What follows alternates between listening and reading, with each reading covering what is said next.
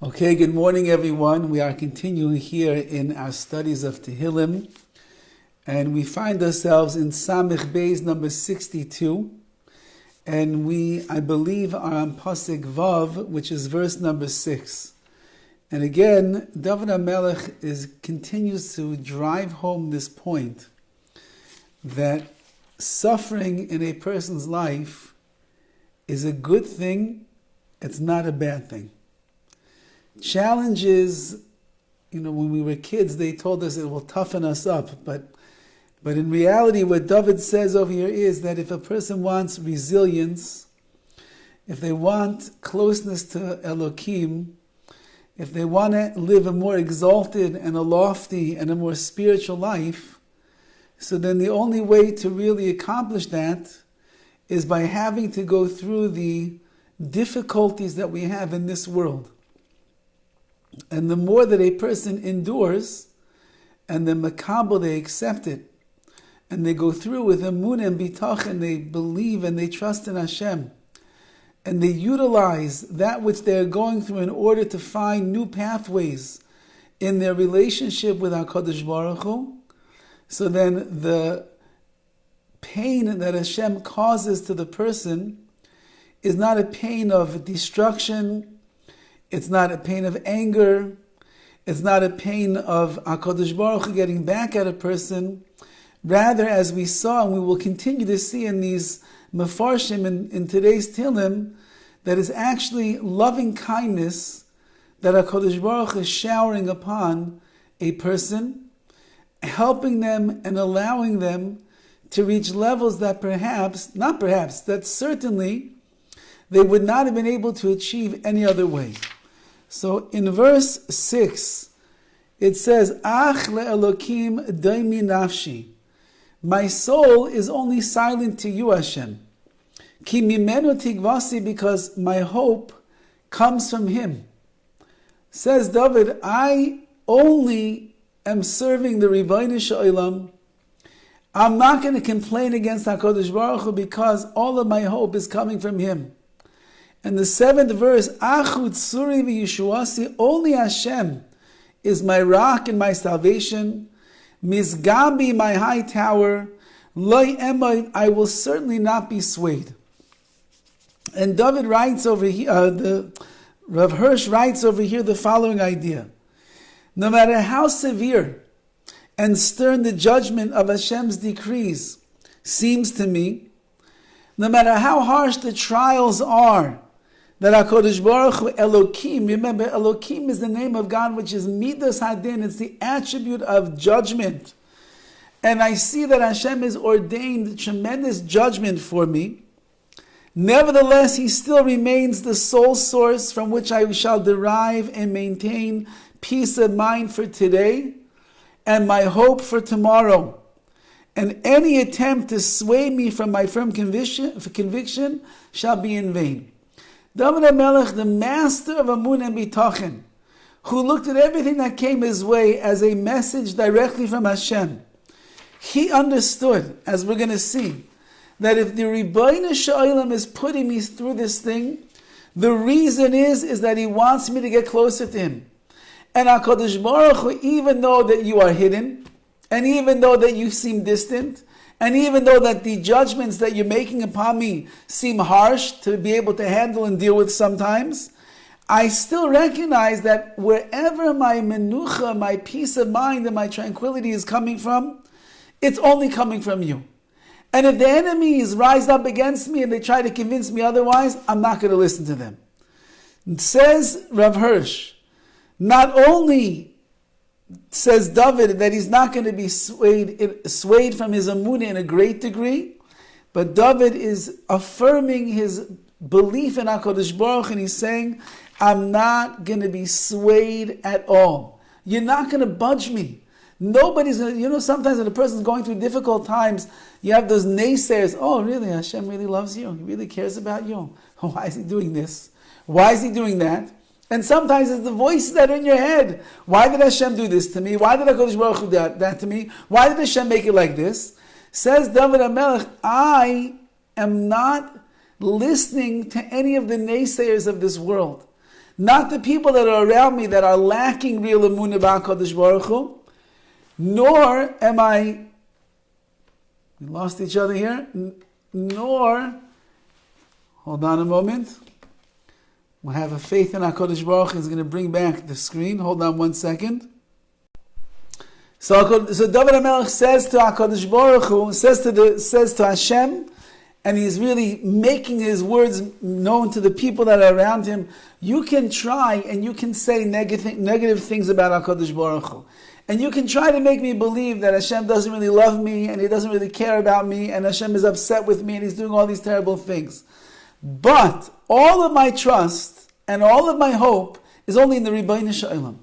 And I trust that HaKadosh Baruch Hu puts me through things in my life because He demands more of me and He's like pressing me down to be able to bring out the beautiful juices of ruchnius that I have inside of myself. So Rav Hirsch continues and he writes the following idea. And that is that le'elokim doimi nafshi, to Elokim, which is the God of judgment, my soul is silent, which means my soul is directed towards Hashem. Because in the endeavor of man's spirit to come close to Hashem is what life is all about. Every single moment of our lives, every single situation that we go through, everything that HaKadosh Baruch Hu puts us through is for one reason and one reason only, and that is to bring me closer to Hashem. And that's what HaKadosh Baruch Hu wants. Hashem is our Father. Hashem loves us. Chaviv, Yisrael, we are beloved in the eyes of the Ribbono Shel Olam. He wants to bring us close. So how can it be then that when Hashem is afflicting us, He wants to bring us close? The answer is because through the suffering and the affliction and the difficulties and the challenges and the tests that a person will go through, if we keep our mind's eye in the right place, and we continue to think about the Ribbono Shel Olam, and we recognize it's all mi'eis Hashem, it's all from Hashem, He loves us, He cares about us, He wants us, then a person is going to be able to utilize those situations in their life to get closer. Mimenu tikvasi, says Dovid, from Him is my tikva, is my hope, which means that He already fulfilled my hope, which I hold on to, and the mere fact that I'm still capable of feeling hope at all is assurance to me that even in the midst of my present affliction, Hashem is very near. Which means Dovid HaMelech is saying, I might not see the light at the end of the tunnel right now. I might not see why everything that's going on is really the best thing in the world. But if I still have a tikva, I still have a hope, and I trust in HaKadosh Baruch Hu, and I hope towards Hashem that things are going to get better, and I actually believe that inside of me, that itself is a sign, says Dovid HaMelech, that HaKadosh Baruch Hu is very near to me. Kaveh el Hashem, like David says elsewhere, hope to the Ribbono Shel Olam.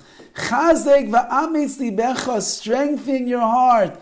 V'kaveh el Hashem, never stop trusting in the Ribbono Shel Olam and believing in HaKadosh Baruch Hu and hoping that Hashem is going to turn things over. And says David, if you have that inside your heart, you have that feeling, and that's what he's saying, I have this feeling, so that itself is already means that I'm in a place where the enemies have not gotten me down, they have not wiped me off this earth, and they have not hurt my emunah, and they did not hurt my bitachon, one iota, one kiyuzeh, because I continue to believe and trust only in the Ribbono Shel Olam. Like the Malbim writes over here, Tigvasi ela Yeshua hi mimenu, my hope is that the salvation is going to come from the Ribbono Shel Olam. I don't trust in people, I don't trust in things to happen, I don't trust in unusual, I trust in Hashem. And a person who lives with that trust and that hope in HaKadosh Baruch Hu, no matter where they are and what is going on in their life, they're always going to be close, and they'll have that relationship to the Ribbono Shel Olam. Al Elokim Yishi, my salvation comes from Hashem. Uchvaydi, and my glory comes from Hashem. Tzor Uzi Machsi Belokim, the rock of my fortitude and my refuge is Elokim. Remember, Elokim is Midas Hadin. David HaMelech is saying, even when HaKadosh Baruch Hu is seemingly not making such nice faces at us, when he's doing things that are difficult to understand, HaKadosh Baruch Hu, you are my fortitude. Al Elokim, says Rav Hirsch, that Al is a language of Ol, which means he's going up. David HaMelech is rising in his spiritual heights. Hashem's clapping him down. The enemies are surrounding him. He's got a lot of difficulties that are going on in his life. And nevertheless, he keeps ascending higher and higher and higher and higher, which is the goal of every single Jew. That our life is a life of ascension. Our life is a life of growth. It's not a life of stagnity, if that's such a word. It's not a life of going down. It is not a life of plateauing. You don't plateau in Ruchnius. Life of Ruchnius, of spirituality, of belief, of close to Hashem is a world where you're continually going up and up and up. And David is saying, Al Elokim, I'm rising higher to be with HaKadosh Baruch Hu. And he says that it's mounting exaltation towards Hashem, which David attains upon the wings of inspiration of song. And we pointed this out many times throughout Tehillim. David HaMelech should be crying. He should be wailing. He should bury himself in his pillow at night and cry himself to sleep. He should get angry and frustrated. He should be cursing out the people that are all around him. He should be getting angry with the Ribbono Shel Olam. Or at least, if he wants to have a niggin, it should be a dirge of sorrow and depression. But that's not David HaMelech's modus operandi. That's not the way that he works. David HaMelech is a man of emunah. He's a man of bitachon. He trusts in the Ribbono Shel Olam. And therefore he recognized that everything that HaKadosh Baruch Hu does in his life is just to bring me closer. So I'll sing songs, spirited songs of simcha, songs of joy, mizmor leDavid mizmor. He keeps singing and mizmor shir. He keeps singing song after song. Why? Because as he gets elevated in his closest to HaKadosh Baruch Hu, and the neshama gravitates more and more towards the Ribbono Shel Olam, so then it brings out the natural song that is inside each and every one of us. Your neshama has a niggin. Your soul has a song in and of itself. Sometimes you're walking around and you find yourself humming. You're singing a song. You didn't even know where it came from. That's the niggin that's in your neshama. That's the song that is there. That's a song of joy. A song of understanding what it means to be close to HaKadosh Baruch Hu. And that's something that David HaMelech teaches us. That when the going gets tough, the tough gets singing. That's what we do. We sing to the Ribbono Shel Olam. We praise HaKadosh Baruch Hu for all that He has done. We don't get despondent and break ourselves down and get angry with Hashem for what He's done. On the other hand, we realize it's all part of the plan that we should be able to bring ourselves closer. And he says like this, that all of my hopes, they still rest with Hashem. Even though that He decreed misfortunes, and now they're befalling me, says David HaMelech, but my fortunes may seem low at the present. And my good name has been maligned, meaning people were saying nasty things about David HaMelech. You know, one person speaks Lashon Hara about you, you're devastated. Imagine being the king of Klal Yisrael, being the most public figure of the nation, and you have hundreds, if not thousands of people that are saying nasty things about you, and you're the biggest tzaddik in the world. Nevertheless, I continue to find my happiness together with Him, with the Ribbono Shel Olam, knowing and sensing that I'm very near to Him even now, when I'm in distress, and when people are rising up against me, and I've got embarrassments beyond belief, even now, I know you, HaKadosh Baruch Hu, I am connected to you and you are with me. And that's what it means, that this language of Yishi, which is like salvation, it's the feeling that I will live on strong and unbowed And Kavodi is the awareness of my own spiritual and moral worth. I know that just because things are not going well, quote unquote, not going well, it doesn't take away or diminish my spiritual state.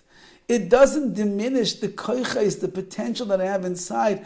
Rabbi, on the other hand, says David HaMelech, everything that you place me through, everything that you put me through, it's making me the person that I am. It's creating a new David HaMelech, a super David HaMelech 2.0, supercharged with energies and powers and abilities and closer to HaKadosh Baruch Hu that I never knew about before. And therefore he writes the following, and this is a powerful idea that Rav Hirsch drives home. The firmness of my fortitude, which gives me confidence in the future, rests solely in Hashem. Listen what he writes over here. Men, in their limited understanding, they think that in all of my misery, I should feel that Hashem has abandoned me. That's how it looks. Look what David is going through. Everybody's looking at him and saying, you believe in HaKadosh Baruch Hu? You should be a miserable wretch. If you're really his chosen, and he chose you as the king, and he wants you to run Klal Yisrael, and he wants you to fight the battles, and he wants you to be the holiest of all Jews, why does he keep doing all these things to you? I mean, if I were you, so I would be pretty miserable at this point. You're such a holy Jew, and yet HaKadosh Baruch Hu claps you again and again and again. But nevertheless, I know that whatever moral strength and fortitude I may have, I owe solely to the suffering which Hashem, Midas Hadin Elokim, has decreed for me in order to judge, to try, and discipline me. I don't look at the hardships that I'm going through as a negative response to HaKadosh Baruch Hu. On the other hand, says David HaMelech, I look at everything that HaKadosh Baruch Hu is bringing me is the way in which Hashem is testing me, the way that He is shaping me and molding me, the way that HaKadosh Baruch Hu is elevating me because He wants me closer to Him. And he writes, such fortitude and moral steadfastness cannot be attained by him who has never known a moment's sorrow. If someone lives a peachy keen life and everything goes gewaldig all the time, every day of his life, 120 years, peaceful, bliss, no challenges, good, money coming in, health was good, children were nachas, marriage, everything was amazing all day long, that's how it was. This person would have no moral strength, and he would have no fortitude, and he would have no inner strength of even knowing who he is. It's only because that HaKadosh Baruch Hu will place a person through things in their life that hurts sometimes, that pains the person, that tests the person in ways that they never thought they could handle and endure before. That's what makes me resilient. That's what makes me strong. And then the next time that HaKadosh Baruch Hu sends something my way, what ends up happening? I'm prepared in advance. I'm ready to overcome the challenge that HaKadosh Baruch Hu has put me through. I'll respond immediately in the positive before I allow the negativity to consume me. I'll bring myself closer to the Ribbono Shel Olam without Hashem having to pummel me again and again and again, because I find solace in the Ribbono Shel Olam. I find comfort in HaKadosh Baruch Hu. I find protection in the Ribbono Shel Olam. And therefore, because that HaKadosh Baruch Hu put me through the sorrows of life, He gave me challenges that maybe He didn't give to anybody else that I know. That's all what's the thing that is going to bring me closer and closer and allow me to overcome whatever it is that HaKadosh Baruch Hu does. There is a very powerful Maisa. It could be that I told this previously, but I think it's been a while since I told over this story.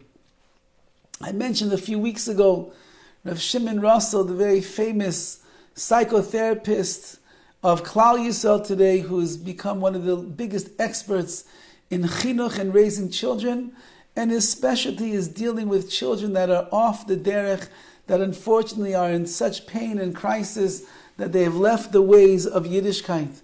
And he addresses those children and their families, and he's made it his mission to try to heal the pain of Klal Yisrael and bring families back together to the best of his abilities. And he has tens of thousands, maybe even up to 100,000 parents across the world that are listening to his advice and taking his words of wisdom to heart and transforming themselves, transforming their families, transforming the atmosphere in their house and their chinuch and their education to be able to raise the best and the most beautiful members of Klal Yisrael that is possible. So he tells over a story that took place probably, I think, maybe 20 years ago or so. There was a family, I believe it was in Lakewood, and the son in that family went off the derech, which again 20 years ago was not as common as we find it today, and it was even more painful back then when a parent would see these things going on.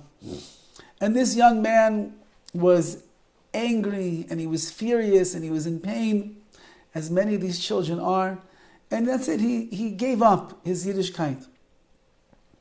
He was still living in the house, and it was very hard for the parents to try to balance him and the other kids in the family. Not very easy. And one Friday night, so it's time for Kiddush, and they call to the room where their son is. He's already, by this time, he's a Mechal Shabbos, doesn't keep Shabbos, but he's in the house, and it's Friday night, and they call him down to Kiddush. And he comes down, and he's wearing his jeans and his t-shirt, and he's got a scowl on his face. He's in a bad mood. He has no desire to be there, but his parents told him to come down, so he came down. And he's standing by the wall of the dining room with his hands like this, and he's in a tough, imposing position. And the father begins making Kiddush after he sang Shalom Aleichem Eishescha, which the boy just sat there, didn't say a word. And the father begins making Kiddush, and the boy's just looking with that mean look of hatred and disgust. And in the middle of the Kiddush, the boy goes over to the wall, and he takes his elbow, and on purpose, he turns off the light on Shabbos in the dining room. The father lost it in the middle of Kiddush. He drops his cup and he begins chasing after his son, screaming and yelling, "How dare you, how dare you, how dare you!" The son is running around the table. The mother and the other siblings are watching the whole scene in front of them. They're in total, absolute shock. How could such a thing happen? They're trying to stop the son. They're trying to stop the father. Nothing, until the son runs out of the house. And he finds in the yard a rake, a metal rake. And he goes to the windows of the house, and he begins smashing one window after another, after another, after another. Total disaster, what chaos. And then he runs away. And the family is left in absolute shock and hysteria. The mother's crying, the children are crying, the father is brooding. And they find out after Shabbos that the son had run to one of his uncles who lived elsewhere in the neighborhood. And the uncle was in contact with the parents, and he told them, I have your son, he's not coming home right now. And the parents at that time, they call Rabbi Russell, and they explain, and Rabbi Russell works with them to help them understand the psyche of a child, to understand what's going on, what he needs. And they tried to send messages every once in a while, but there was almost no communication for 6 months. After 6 months, the uncle that the son was staying by calls to Rabbi Russell. He knew that the parents were working with him, and he said the boy would like to come home for his Shabbos. Could you arrange that with the parents? And so Rabbi Russell calls the parents in, and he sits down with them, and he explains to them, the boy is reaching out, he wants to come home for his Shabbos, but you have to be prepared, because he's still off the derech, and we don't know how he's going to behave.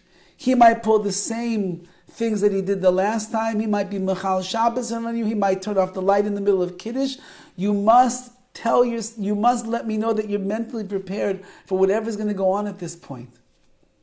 And if you are prepared, and I'll coach you through till he comes, then I think it's kedai, it's worthwhile that he comes home for Shabbos. And so the parents said, yes, we feel that we're ready.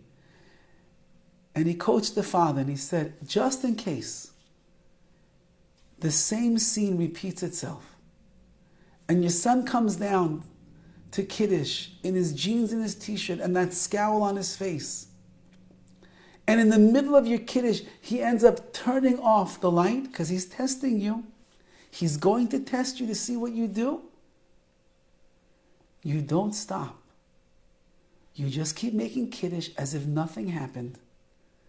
And you pass out Kiddush to all of the children in the family, including your son afterwards. Don't make a comment at all negative about what happened. On the other hand, if you can find something nice to say something positive instead. So they send a message to the son that they will be delighted to have him come home for Shabbos.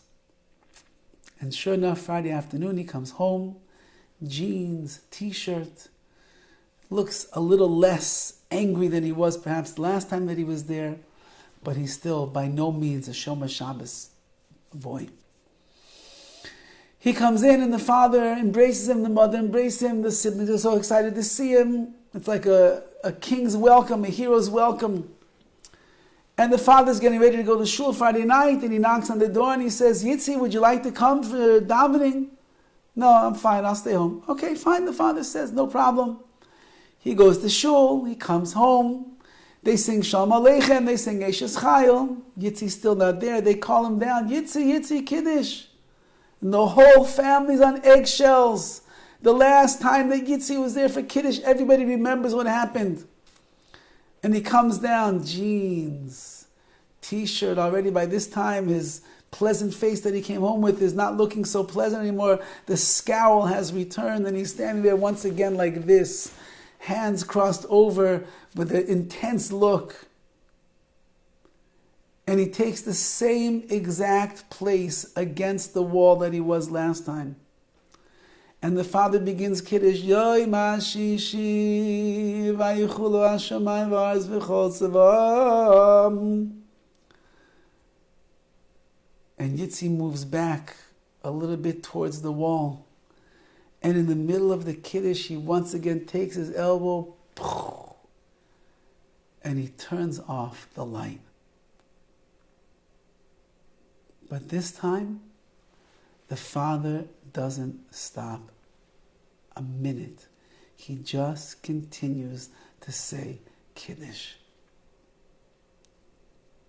And at the end of Kiddush, he pours all the Kiddush, the wine, into the cups, and he gives to his wife and to his children. And then he walks over to his son with a cup of grape juice in his hand. And he says, Yitzi, if only I would have known then what I know now, things would have been so different. And at that moment he starts crying. And Yitzi starts crying. And the father and the son, for the first time in who knows how long, fall on each other in an embrace, and they're heaving and crying. And the mother comes over and she joins them and she's crying, and the sister and the brother. And the next thing you know, the entire family's on the floor of that dining room crying and crying and crying. And that was the night that the healing for Yitzi began. And it was a process, and it was a long haul. But eventually he came back to Yiddishkeit. Eventually he went off to yeshiva. Eventually became an ehrlich, God-fearing Jew.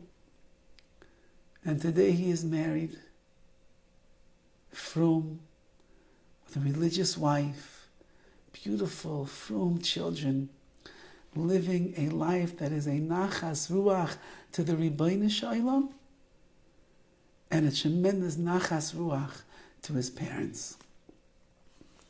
Says Dovid HaMelech, if you don't go through the sorrows of life, if you don't go through the difficulties of life, if you don't go through the challenges of life, how will you know what life is all about? How will you know to be a better person? How will you know to be a greater person? How will you know to lift yourself up and live with the Ribbono Shel Olam? How will you know that? You never will. And therefore, instead of complaining, Dovid HaMelech looked at his situation in life and he says, thank you, Hashem.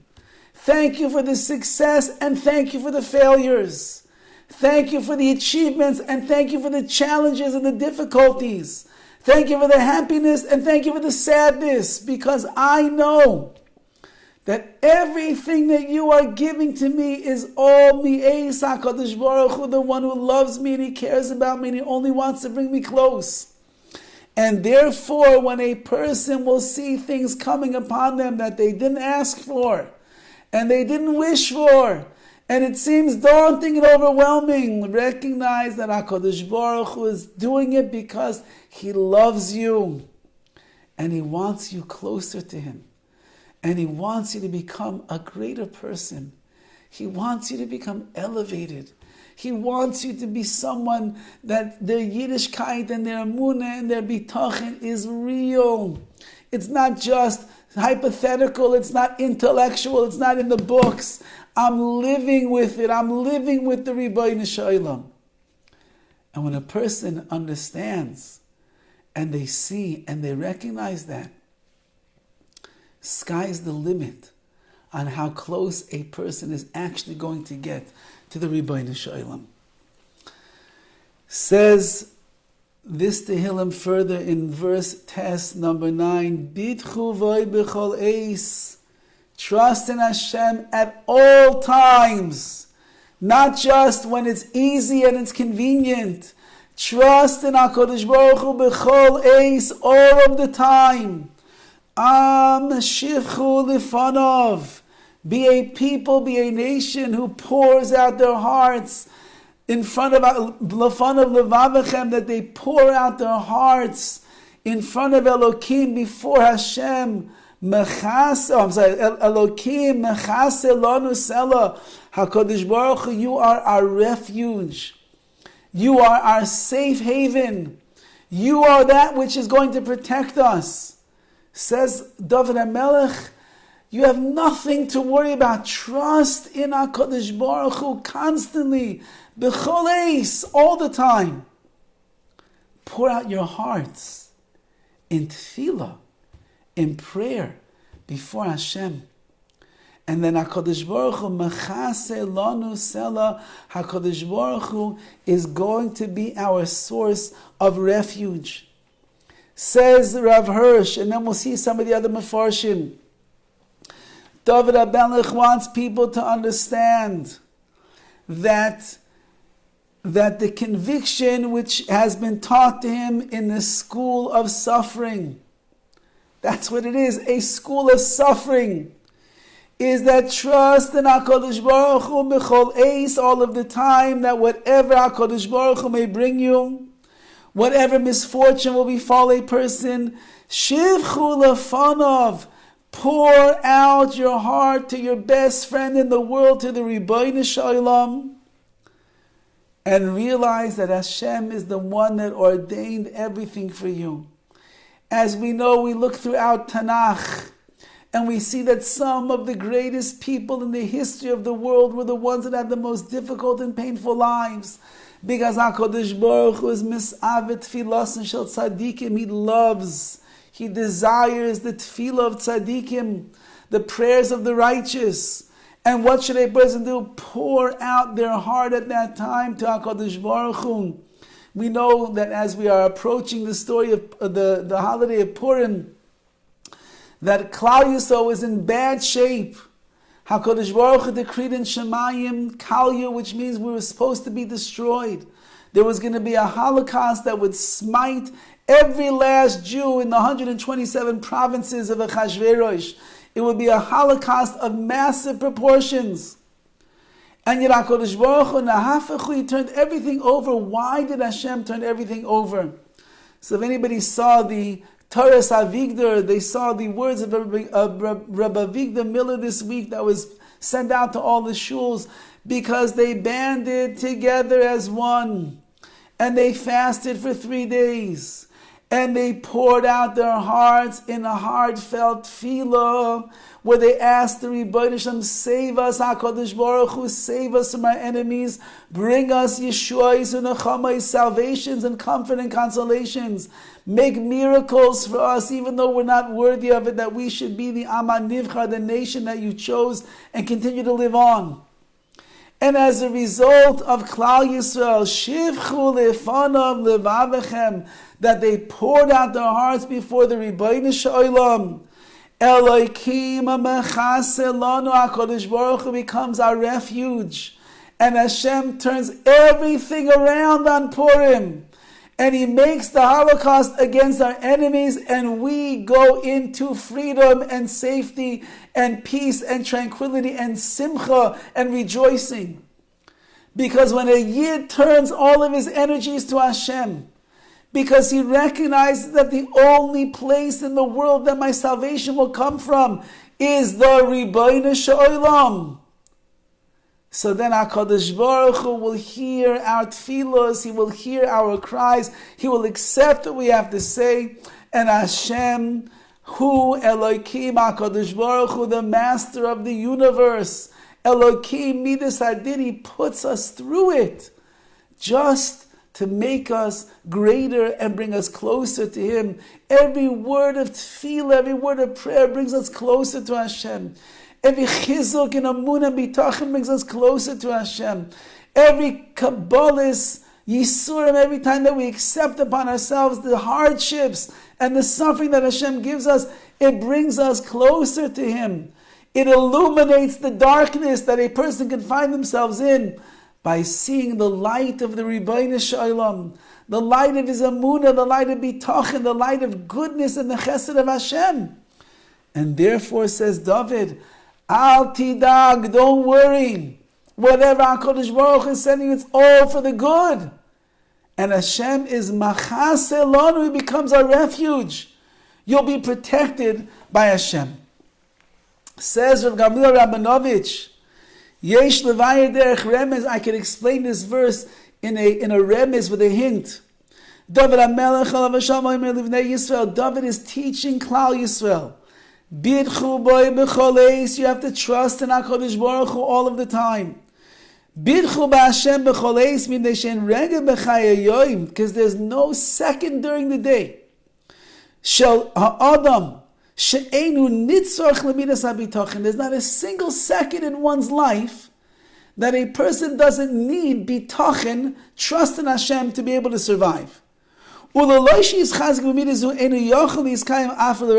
if you don't strengthen yourself in this midah called bitachon, I trust in you Hashem, I trust in you Hashem, I trust in you Hashem, you will not be able to survive for even a moment. Without bitachon, how could you survive? What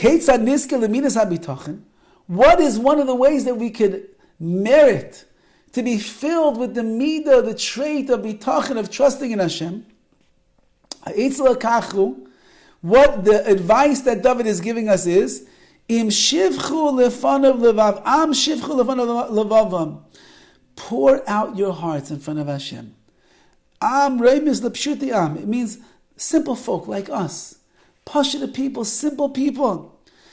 Af adam she'eino ba madrega. Even if you're not on a high level of bitachon, you struggle with your bitachon. You struggle with your belief. You struggle in seeing the good in everything that's going on. You struggle with it. Yishbaiches libay liHaKadosh Baruch Hu. Pour out your heart to Hashem. Sheyizke lemidas habitachon, and you daven to please HaKadosh Baruch Hu. Let me be zeiche. Let me merit to be more of a master of the midah bitachon. And through davening for bitachon, you'll get bitachon. Elokim mechasel lanu sela, that's what it means. Hashem becomes our refuge. Yizke lemidas habitachon. When HaKadosh Baruch Hu is your refuge, which means that you are in the loving embrace of Hashem. He's protecting you. He's shielding you. That means you achieve bitachon. How do you get there? Daven for bitachon. You need something. We think that we can only ask for the physical, material things that we need. You need money, you daven for money. You need a shidduch, you daven for a shidduch. You want children, you daven for children. You want success, you daven for success. What about in ruchnius? What about in spiritual matters? You got to daven for success in that as well. You need more amunah bitachon. Daven to HaKadosh Baruch Hu. You need to strengthen in bitachon so that you have the trust in everything that's going on. You'll believe in the Rebbeinu Shalom and you'll realize that HaKadosh Baruch Hu is taking care of everything. Then you need to daven to Hashem for such a thing. And therefore, says Dovid HaMelech over here, and that's what Gamliel Rabinovich is saying, David's understanding of the reason why HaKadosh Baruch Hu puts a person through what he puts him through is because he put me into that situation that I'll shivcho lefanav levavechem, that I'll pour out my heart in front of you, Hashem. And when a person does that, they're reaching the closeness, they're reaching the bond, they're reaching the love that the neshama is searching for. Says the Malbim on these words, Bidchu b'am, atem am bidchu b'Hashem. You are a nation that trusts in Hashem. Obviously, says the Malbim, it's much more advisable for a person to trust in HaKadosh Baruch Hu than to trust in anybody or anything else. Number one, because if a person puts their trust and their faith in human beings, you can't trust in that person all the time.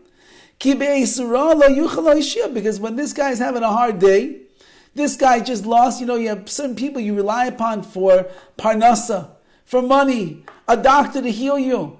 Or what if the guy just lost $45 million in some Ponzi scheme? He has no money left. He's not going to help you in parnasa. What about the doctor who just ended up losing his license because he did something shady in some area of his practice, and now he can't do the brain surgery that you need? You can't rely on people. They are not reliable because they always have different things that are going on. When he wakes up in a bad mood, he's having a bad day. How can you rely upon him that he's going to take care of the best of you? Hashem doesn't wake up on the wrong side of the bed. Hashem doesn't have a bad day. Now, you might not be happy with what HaKadosh Baruch Hu does to you, but Hashem's not having a bad day. And therefore, don't trust in people. Trust only in Hashem. Aval Hashem tiftechu b'choleis. Trust in Hashem always. Shabitachin al b'nei adam leisucha legalos lekol matzbuni livchem. When you trust in people, you're not revealed to that person all the deep recesses that are going on inside of your heart, everything that you really need. You have certain things you're embarrassed to share with them. You need something. I don't want to tell them what I need. It's embarrassing. You really need their help. I'm too embarrassed to ask them. However, when it comes to HaKadosh Baruch Hu, pour out your heart. Legalois kol matzpunei lev. You can reveal all of the secrets that are in your heart to the Rebbeinu Shalom. Whatever you need, whatever you are lacking, whatever you are missing in your life, whatever you really feel is something that is a necessity for your happiness, for your joy, for your tranquility. You wouldn't tell anybody else about it, but HaKadosh Baruch Hu you'll tell. You have nothing to be embarrassed of. Pour out your heart to Hashem. Shelokim mechaselonu. Hashem becomes our refuge. Sheba'adam rak yiftach. You should trust only in Hashem. When it comes to trusting in a human being, all you can do is trust in the human being. But he'll never be more than just trust that you can have in him. And even there, the Malbim is saying, don't even put your trust in men because they're unreliable. However, but when you put your bitachon in the Rebbeinu Shalom, and you put all your trust in Hashem, then Yimsa Mechasa HaKadosh Baruch Hu becomes your refuge. Like it says elsewhere in Tehillim, better to trust in HaKadosh Baruch Hu to hope in Hashem than to trust in man. Like it says, because trusting in Hashem will make HaKadosh Baruch Hu your refuge. He cares for you. He takes care of you. He protects you. He guards you. A human being has great limitations in his life. When things are good and he's got all the power, yes, it's true that there's more that he can do for you. But it's not going to remain like that forever. No person has stellar success for 120 years. And if you rely upon them, you're relying upon a person himself who is unreliable. But if you rely upon HaKadosh Baruch Hu, who is the most reliable of all, then you have the bracha that Dovid is saying over here, and that is that Hashem becomes Machasa, HaKadosh Baruch Hu becomes your refuge, He becomes your safe haven, He becomes your protective shield and force, because HaKadosh Baruch Hu is right there together with you. So I want to leave you off with a Maisa, just to understand just how far-reaching the Emunah and the Bitachon is that a person can have, and how this works in the world. I saw this story recently. I'm sure that I'll share it one day in Shul, most likely, but I'll share it with you. You heard it here first. And there was a fellow in New Jersey in the congregation, I believe it's the congregation of Ron Yitzchak Rabbi Eisenman in Passaic, New Jersey. His name was Bernard Hillstein, and he could no longer live alone. And so he had no choice. He had to enter into a facility of assisted living. Now, he lived in New Jersey. It's cold in Jersey, almost as cold as it is here in Los Angeles. And he always craved to be in a place where there was warmer weather. And he was very excited. He found in Florida, there was a Shomer Shabbos assisted living place with a shul right inside, kosher, everything. And he hurriedly he signed the lease immediately. After he made the deposit, and the deposit was cashed, he noticed the fine, and he also gave up his lease on his apartment. He noticed in the fine print that the following words, and that is that no dogs or pets allowed. Now, why was this so bad for a frum man coming from Passaic, New Jersey? Because Bernie had a wife named Ethel who had passed away 6 years previously. And he was all alone.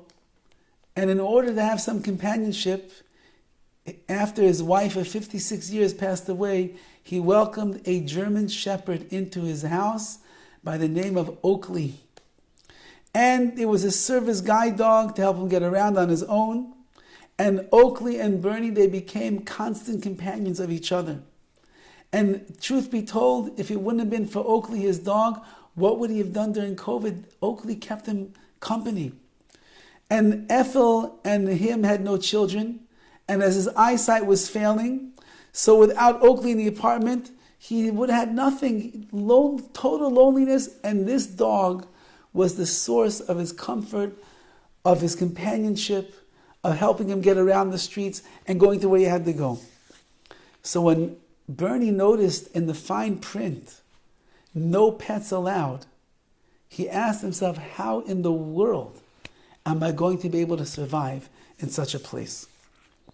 So he came to the Rabbi Eisenman, and he asked, could he please get some rabbinical waiver that he's in a situation where he needs to have pets?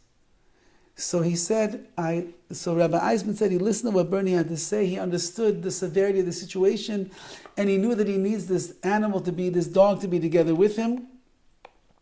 And so the rabbi calls the facility in Miami, in Florida, and he begins speaking to them, and they listened very politely, but they told him under no circumstances do we allow pets or exceptions or waivers in this facility.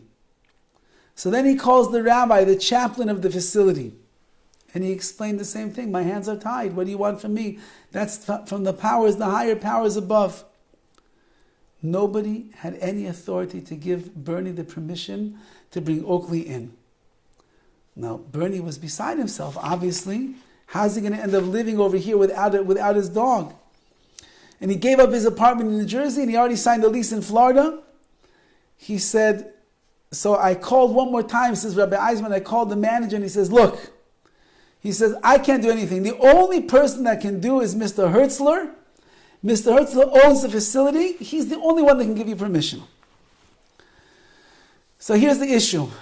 Mr. Hertzler is an old Hasidic Yid, and I highly doubt that he's going to give you permission to let a German Shepherd into his assisted living. However, HaKadosh Baruch Hu runs the world.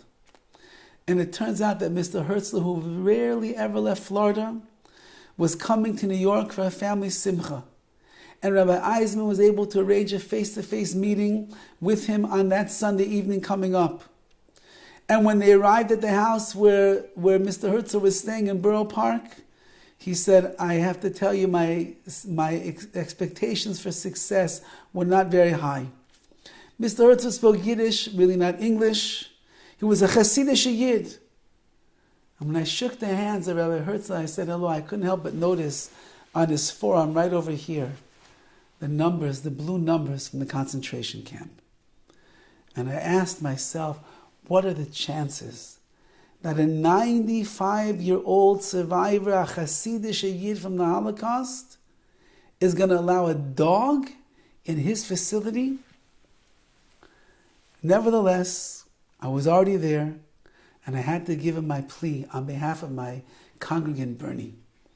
We sat down, and he gave me a glass of tea and some kokish cake, and we began schmoozing, and I explained the situation about Bernie, loss of his wife, all alone by himself, the German Shepherd Oakley being his companion for the last number of years since his wife passed away, and the dread that he had of not being able to come with his dog Oakley into this assisted living.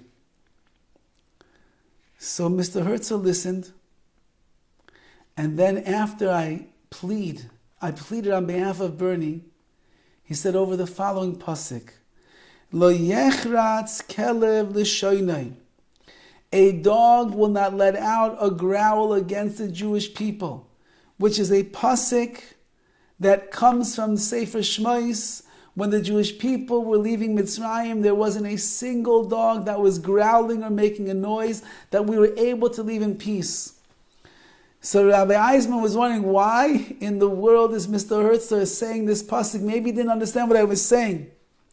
So I repeated it, what I was asking for, and he repeated the pasuk again.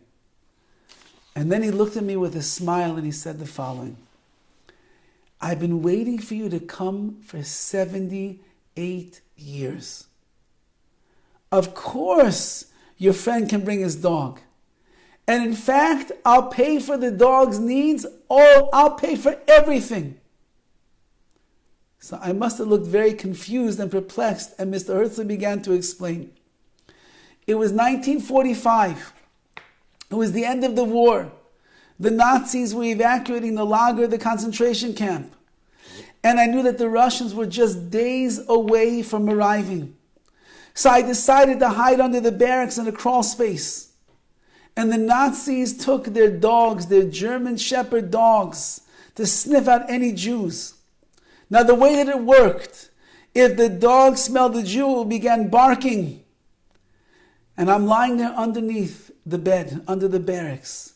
And the dogs are bursting through the room.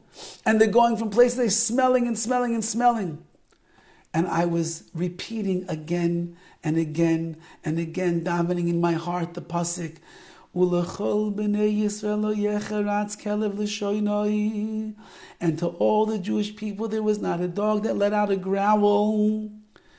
He said, to my amazement, the dog passed through exactly where I was, so close I could smell the breath of the dog, but the dog made no sound, and it just kept moving past. It was then that I made a promise to HaKadosh Baruch Hu, that just as Hashem paid back the dogs for not barking by Yetzias Mitzrayim, and the payback was, as the Torah says later on, that when a person has a treif, an animal that they cannot eat, they throw the remnants of the dogs in the fields. Hashem was paying them back for being silent when the Jews left Mitzrayim. I decided that I will pay back a German shepherd for not barking at the time of my own personal Yetzias Mitzrayim. And finally, the day that I've been waiting for has arrived. Tell your friend that he in Oakley will be my honored guests. Said Rabbi Eisenman, I stood there stunned and speechless.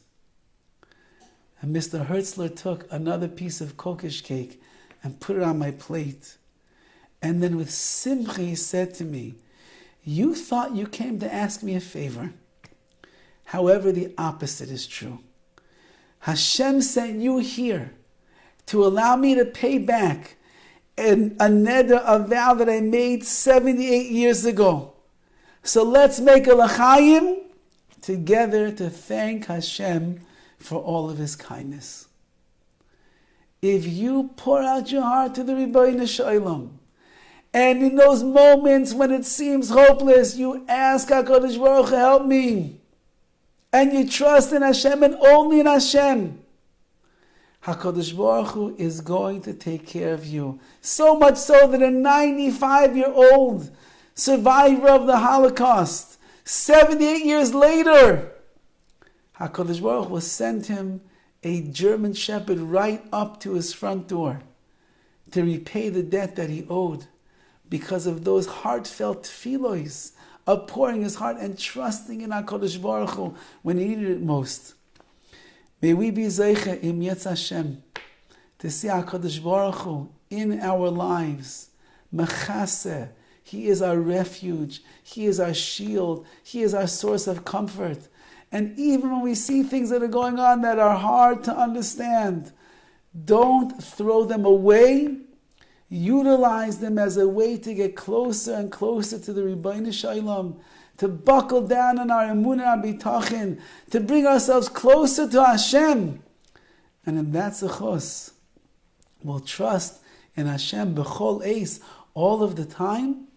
And the more that we trust, the more that we see, the more that we realize, the closer we're going to be to Hashem b'chol eis all of the time.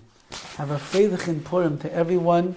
May we be zeichet to daven from the depths of our hearts this very special day of tefillah, of prayer on Purim. Don't waste the day running around only delivering shalach manos. Make sure you set aside precious time to daven and say Tehillim to HaKadosh Baruch Hu and pour it out whatever you need. May HaKadosh Baruch Hu listen to you, and in that schus, may all of your tefillos be answered. A freilich in Purim, everyone. Amen. Thank you, Rabbi. Thank you, Rabbi. You're welcome. The Purim and the easy fast. Amen. Thank you so much. Amen. Kol tuv.